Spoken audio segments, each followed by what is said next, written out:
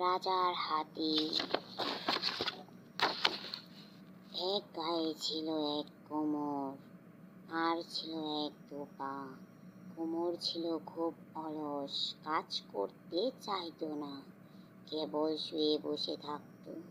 তাই তার অভাব ছিল, ভালো খাবার খেতে পেত না, ভালো কাপড়ও পরতে পারত না।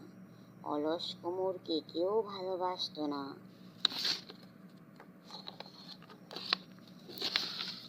ধোপা ছিল খুব হাসি খুশি, অনেক কাজ করত, সারাদিন অনেক কাপড় কাচত, অভাব ছিল না, ভালো ভালো খাবার খেত।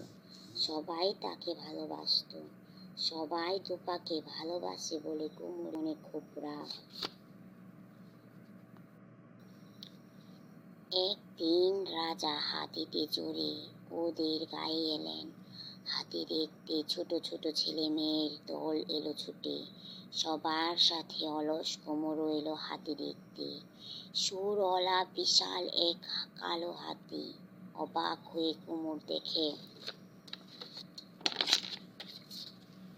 রাজা কুমুরকে দেখে বললেন, ওহে কুমুর, তুমি কেমন আছো? কুমুর বলল, ভালো, তবে একটা দুঃখ আছে হুজুর। রাজা বললেন, কিসের দুঃখ তোমার? কুমুর বলল, হুজুর, আপনার সবই সুন্দর, কিন্তু আপনার হাতির রংটা ভীষণ কালো। রাজার হাতির রং কেন কালো হবে? রাজা ছিলেন খুব সাদাসিধে মানুষ।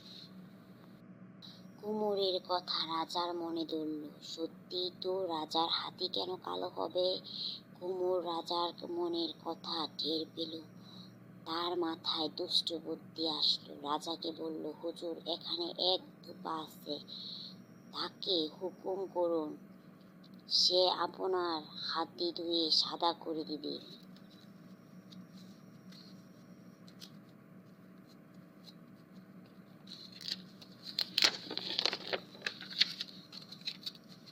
এটা রাজার খুব ভালো লাগলো। রাজা হুকুম করলেন। সেপাইরা ছুটল, ধোপাকে হাজির করলো রাজার সামনে।